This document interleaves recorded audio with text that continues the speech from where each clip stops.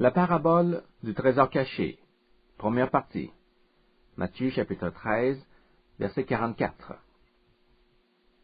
Le 13e chapitre de Matthieu contient deux paraboles qui, par leur grande ressemblance, forment une paire. On peut les considérer, sans contredit, comme des paraboles jumelles. Il s'agit bien sûr des paraboles du trésor caché et de la perle. Nous les étudierons séparément, consacrant même 2 leçons sur la parabole du trésor. Commençons avec celle-ci, la parabole du trésor caché, en Matthieu chapitre 13, verset 44. Encore, le royaume des cieux est semblable à un trésor caché dans un champ, qu'un homme, après l'avoir trouvé, a caché. Et de la joie qu'il en a, il s'en va et vend tout ce qu'il a et achète ce champ-là. Cette parabole débute avec une formule que nous voyons souvent associée à l'introduction d'une parabole. Le royaume des cieux est semblable à ceci. Jésus compare le royaume à un trésor caché. Il raconte l'histoire d'un homme qui trouve un tel trésor enfoui dans un champ. Cette découverte le comble de joie, au point qu'il nourrit déjà le désir de l'avoir pour lui seul. Il recouvre aussitôt le trésor, retourne chez lui et vend tout ce qu'il possède dans l'espoir d'acquérir ce champ. Il y a 2 façons d'interpréter cette parabole. Certains affirment que cette histoire enseigne la valeur infinie du royaume des cieux. Ce trésor est tellement précieux que celui qui le découvre est prêt à tout abandonner pour le posséder. D'autres suggèrent de voir dans cet homme le Seigneur Jésus lui-même. Le trésor dans le champ représenterait le monde, les hommes pour qui Christ donne sa vie afin de les affranchir d'une condamnation certaine. La leçon d'aujourd'hui s'intéresse à la première interprétation.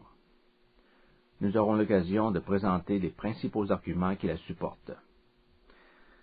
Dans la prochaine leçon, nous ferons le même exercice, mais avec l'autre interprétation. Nous vous encourageons à examiner et à comparer les 2 points de vue et à tirer vos propres conclusions. Le Seigneur Jésus commence son histoire en disant « Le royaume des cieux est semblable à ceci ». Qu'est-ce que le royaume des cieux? On peut le définir comme étant le gouvernement céleste. Il s'agit du gouvernement de Dieu, de la souveraineté spirituelle de Dieu dans le cœur des hommes. Lorsque nous utilisons le terme gouvernement de Dieu, c'est en référence à une manière de vivre qui est en conformité aux lois fixées par un gouvernement dans lequel Dieu est le souverain. Il est juste d'affirmer que ceux qui sont entrés dans le royaume des cieux ont fait de Dieu le souverain de leur vie. C'est pourquoi l'enseignement de Jésus insiste constamment sur le fait que la présence du royaume se réalise par l'acceptation du règne de Dieu sur soi. On reconnaît un vrai chrétien par sa détermination à suivre les commandements du roi. Pour certains chrétiens, Dieu n'est qu'un roi constitutionnel dans leur vie. Vous savez que de nos jours, ceux qui portent le titre de roi ou reine ne possèdent généralement aucune autorité politique ni militaire. On leur réserve une place dans la Constitution, certes, mais sans leur donner le pouvoir d'intervenir dans les affaires du pays. Ils n'ont à toute fin pratique qu'un rôle symbolique. L'autorité de Dieu ne peut pas être limitée de cette façon. Ceux qui appartiennent vraiment à Jésus-Christ ont fait le choix de laisser le règne de Dieu influer librement sur tous les aspects de leur vie. En dehors des évangiles, le mot royaume est rarement utilisé. On peut facilement deviner la raison. Voyez-vous, toute la notion du royaume de Dieu se réalise dans la personne et la présence de Jésus. C'est la raison pour laquelle l'apôtre Paul, au lieu de dire que le croyant se trouve dans le royaume, préfère dire qu'il est en Christ. Être en Christ ou être dans le royaume, c'est parler de la même chose. Ces deux expressions indiquent l'existence d'une vie nouvelle, la vie éternelle que Dieu nous donne. Et c'est uniquement en Christ, uniquement dans le royaume, que l'on peut acquérir ce trésor. Cette vie spirituelle en Christ a une autre appellation dans le Nouveau Testament. Il s'agit de la vie éternelle. Il faut savoir que le concept biblique de la vie éternelle ne se limite pas à une question de durée. Il est également question d'une qualité de vie, d'une manière d'être. Et celui qui a la vie éternelle possède en lui la vie du royaume de Dieu.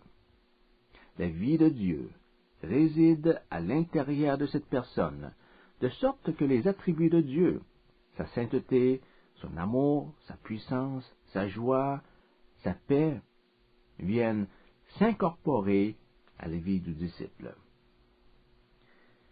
Donc, Jésus compare le royaume des cieux à un trésor caché dans un champ.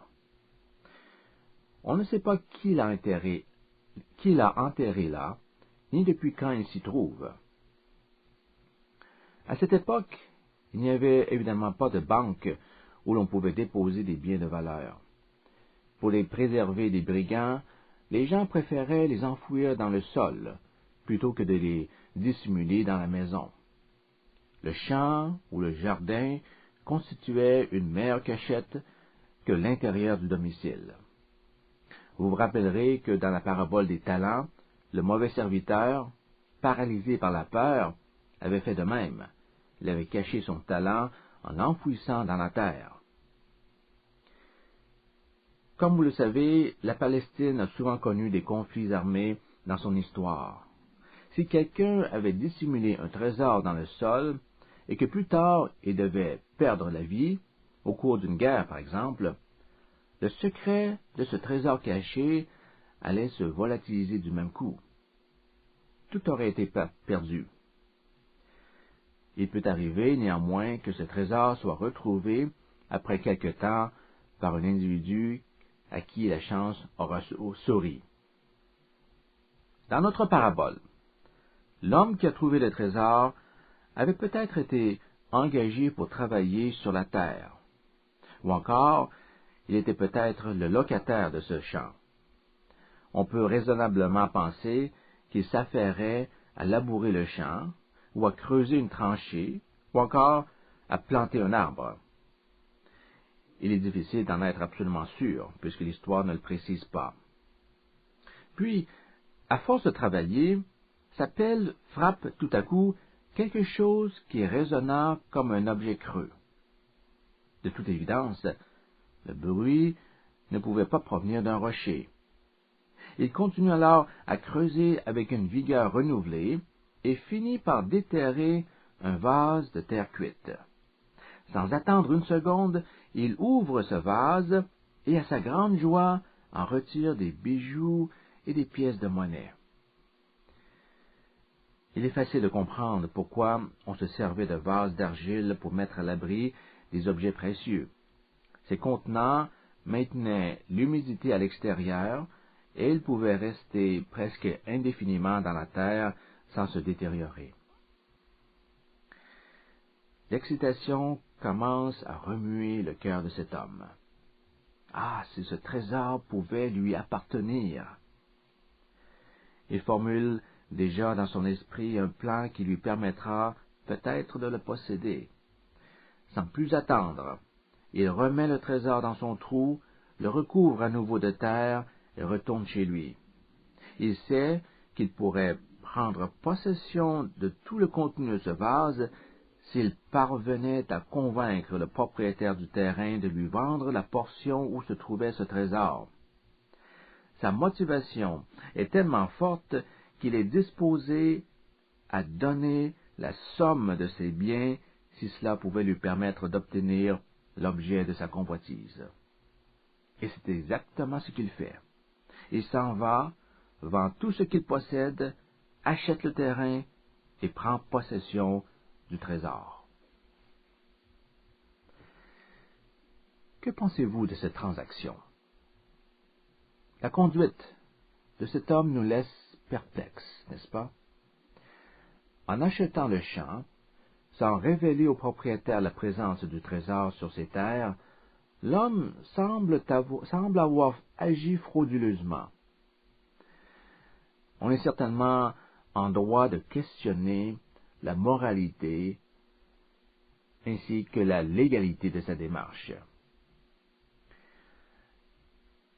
Si cette affaire devait être contestée en cour, l'un des premiers arguments à être invoqué serait probablement d'avancer que le propriétaire initial n'aurait jamais consenti à vendre son terrain s'il avait su qu'un trésor y était caché. Voilà un argument qui semble difficile à réfuter. Mais pourrait-on vraiment l'utiliser dans un procès basé sur des lois juives? Contrairement à ce qu'on pourrait penser, le juge ne laisserait pas courir très longtemps un tel argument. Pourquoi? Considérez bien cette question. Est-ce que le trésor appartient automatiquement au propriétaire du terrain où il est enfoui? Non. Selon la loi juive, le propriétaire n'a pas le droit de réclamer ce trésor s'il ne savait pas qu'il se trouvait sur sa propriété. Car lors de l'achat initial, la transaction ne portait que sur le terrain et rien d'autre. Elle ne pouvait pas inclure quelque chose dont l'acquéreur ne connaissait pas l'existence. Ainsi raisonne la juridiction juive. Or, si le trésor n'appartient pas au propriétaire du terrain, celui-ci n'avait pas à être informé sur son existence, même si on le sollicitait plus tard pour acheter le terrain où se trouvait ce trésor. Vous voyez que l'homme, ayant fait la découverte du trésor, a agi en toute légalité, respectant à la lettre les lois civiles juives. Cette parabole enseigne la valeur infinie du royaume de Dieu. C'est pourquoi Jésus fait une analogie entre le royaume et un trésor. Le royaume des cieux a plus de valeur que n'importe quel bien qu'un homme puisse obtenir sur cette terre. La privation même du nécessaire n'est pas un sacrifice trop grand pour en faire l'acquisition.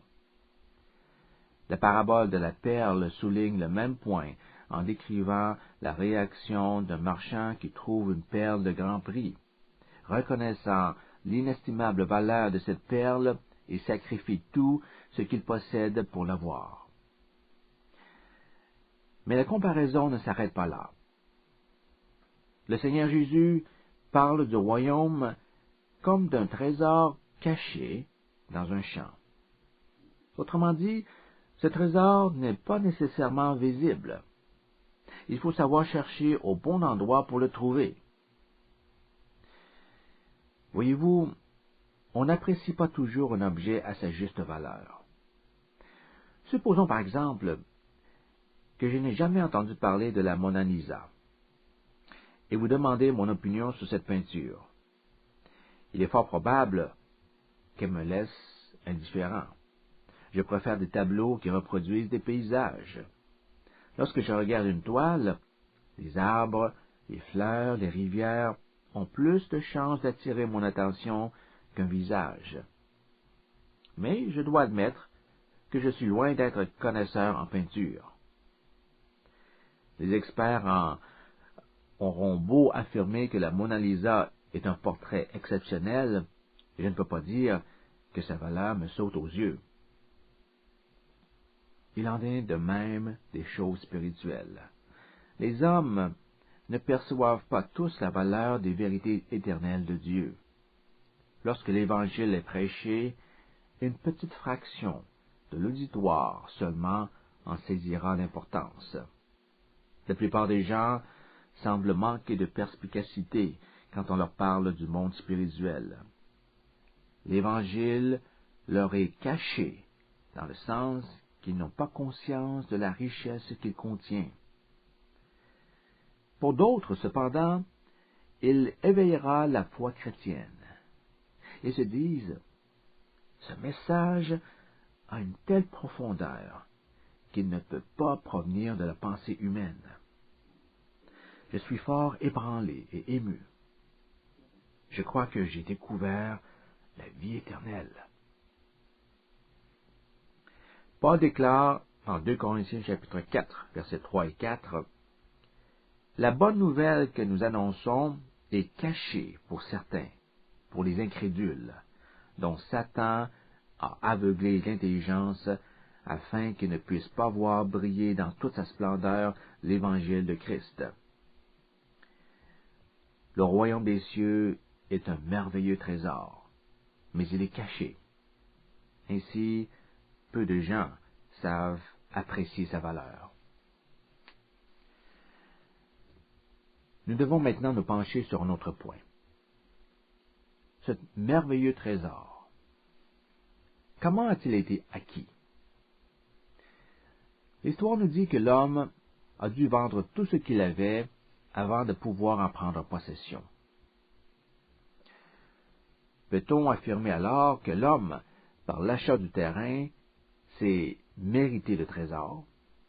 En d'autres termes, doit-on penser que le renoncement aux biens terrestres nous permet de recevoir le salut? D'ailleurs, Jésus n'a-t-il pas déjà enseigné « Cherchez et vous trouverez » ou encore « Efforcez-vous d'entrer par la porte étroite » Est-on en droit de conclure que le salut s'obtient par des efforts de notre part? Notre parabole semble enseigner que nous pouvons nous assurer d'une place dans le royaume en faisant le sacrifice de tout ce que nous avons en propre. Une telle conclusion serait contraire à l'enseignement de Jésus. Notez cette nuance. Ce trésor est un don. L'homme s'est porté acquéreur du terrain contre un paiement, mais il n'aurait pas pu acheter directement le trésor. La vie éternelle en Christ est un don gratuit de Dieu.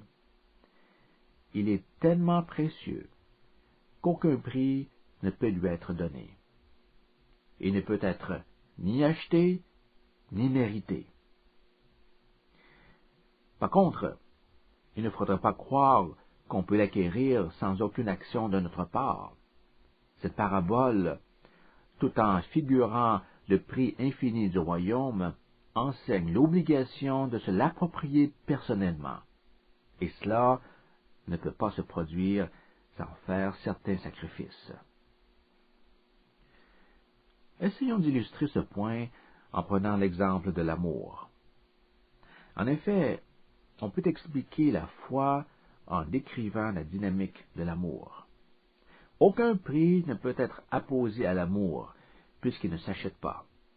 L'homme le plus riche du monde ne peut acheter l'amour d'une femme. La plus riche femme du monde ne pourrait pas non plus obtenir l'amour d'un homme en échange d'une somme d'argent. Dans l'amour, un individu se donne gratuitement à un autre. Il fait don de sa personne. Par ailleurs, aussi désintéressé que le motif puisse être, il y a quand même une attente, une espérance que l'autre réponde à cet amour. Nous faisons la même observation avec Jésus. Le Seigneur nous aime et il s'est donné entièrement à nous sur la croix. Son amour est gratuit, mais cela ne signifie pas pour autant qu'il n'attend rien en retour. Qu'attend-il en retour? Que nous l'aimions du même amour. Il souhaite que son amour pour nous soit réciproque. L'apôtre Jean l'exprime en ces termes. « Mes chers amis, puisque Dieu nous a tant aimés, nous devons, nous aussi, nous aimer les uns les autres. » 1 Jean chapitre 4, verset 11. Il explique quelques versets plus loin que l'amour de notre prochain est directement lié à notre amour de Dieu. Voici comment nous savons que nous aimons les enfants de Dieu, écrit-il. C'est lorsque nous aimons Dieu lui-même et que nous obéissons à ses commandements. 1 Jean chapitre 5, verset 2. Si Dieu nous a tant aimés, il nous faut l'aimer de la même façon. La réponse naturelle de l'amour à l'amour est l'amour. Comme Christ nous a aimés, nous devons nous aussi l'aimer. Comprenons bien ceci. En offrant la vie éternelle, en nous donnant sa vie, Dieu désire en retour que nous lui abandonnions nos vies. Pour celui qui a accepté l'amour de Jésus, quoi de plus naturel que de lui dire « Seigneur, je ne désire plus vivre pour moi-même. Je veux consacrer le reste de ma vie à ton service. » Ce qui est vrai pour l'amour l'est tout autant pour la vie. Le Seigneur a donné sa vie pour que nous lui donnions la nôtre.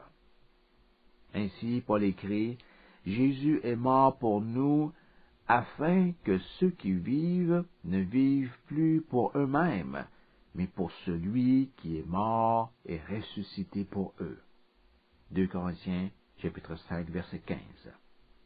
En subissant la mort, Jésus a accompli une grande œuvre d'amour qui devrait nous motiver à vivre une vie consacrée à celui qui s'est sacrifié en notre faveur.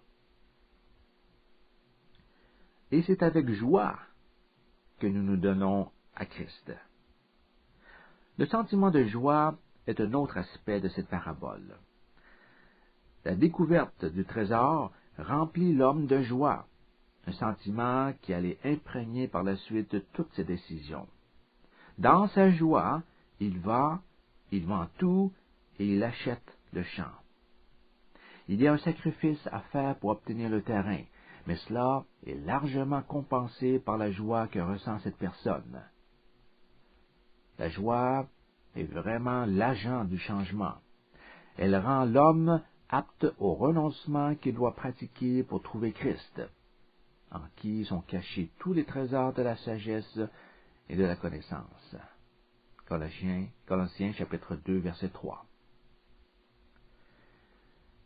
Vous savez, les croyants ne font pas des sacrifices simplement parce que cela leur a été demandé. Ils ne se soumettent pas à la loi de Dieu seulement parce qu'elle a été prêchée à l'Église. C'est en voyant les richesses impérissables du royaume qu'ils sont motivés à tout abandonner pour suivre le Seigneur. Tous les pasteurs et prédicateurs désirent naturellement voir les membres de leur Église croître spirituellement, de vendre tout, pourrait-on dire, pour se consacrer à Dieu. Ils les encouragent à pratiquer des actes de piété volontaires, donner davantage de l'argent et du temps à l'Église, prier sans cesse, se dévouer encore plus à Christ. Ces exhortations doivent bien sûr être verbalisées de temps à autre. Il faut se rappeler cependant qu'elles peuvent être perçues comme de lourds fardeaux si le croyant n'a pas été marqué par la joie d'avoir obtenu le trésor suprême, c'est-à-dire Christ. Le chrétien authentique entretient sa joie en Jésus-Christ, une joie qui le pousse à se dépouiller de ses avoirs pour obtenir le royaume des cieux. Notez à nouveau le parfait équilibre de cet enseignement. Il y a d'un côté la joie et de l'autre les conditions. La parabole du trésor caché attire notre attention sur la joie de la vie chrétienne, de même que sur l'obligation pour chacun de s'approprier du royaume en respectant les conditions requises. En effet, nul ne peut l'obtenir sans faire de lourds sacrifices. Mais la joie de sa possession nouvelle le rend capable du renoncement le plus complet. La relation entre l'action de trouver et celle de vendre est similaire à celui qui existe entre la grâce de Dieu et la responsabilité humaine. Pensons par exemple à la parabole du serviteur impitoyable, en Matthieu chapitre 18, versets 21 à 35, où trouver s'applique au don du pardon divin et vendre à la responsabilité humaine de pardonner son prochain. Nous constatons donc que la vente est une conséquence et non pas une condition d'avoir trouvé l'objet. Mais une fois celui-ci trouvé, la vente devient une condition essentielle pour l'obtention du trésor, pour l'obtention du salut. L'enseignement biblique est sans équivoque. Le salut est gratuit, mais beaucoup de choses doivent être abandonnées par égard pour ce salut. Nous allons conclure la leçon en considérant cette autre question. Est-ce qu'il se pourrait que la découverte du trésor représente les hommes que Jésus a trouvés? Peut-être devrions-nous nous raviser et voir en cet homme le Seigneur lui-même. Jésus est celui qui découvre ce trésor. Il donne tout ce qu'il possède et va jusqu'à se sacrifier à la croix pour acheter le monde dans lequel le trésor est caché. Vous vous souviendrez que cette autre façon d'interpréter la parabole a été évoquée au début de cette leçon. Il est vrai que Jésus a tout donné, même sa vie, pour nous sauver du jugement. Mais est-ce vraiment ce qu'il cherche à illustrer par cette parabole? J'en doute fort. Et voici pourquoi. Tout d'abord, notez comment cet homme trouve ce trésor. Ce fut le simple fruit du hasard. Il ne savait pas qu'il y avait un trésor enfoui près de lui. Il était occupé à accomplir sa besogne habituelle quand, fortuitement, il en fit la découverte. En venant sur terre pour nous sauver, Jésus nous a-t-il trouvés de façon inopinée? Bien sûr que non.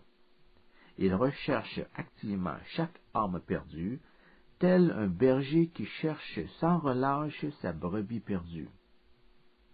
Alors comment le trésor pourrait-il désigner les êtres humains? Deuxièmement, l'homme n'est jamais comparé à un trésor dans les Écritures. L'homme pécheur est plutôt décrit comme un être malade ou perdu dans la Bible.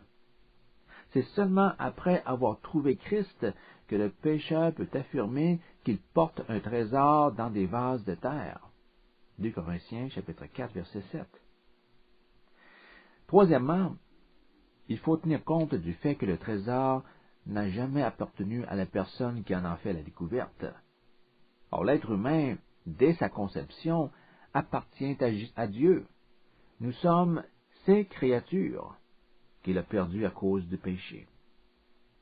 Et le but de la venue de Jésus est justement de retrouver ceux qui sont perdus. Le Fils de l'homme est venu chercher et sauver ceux qui étaient perdus, déclare-t-il en Luc chapitre 19, verset 10.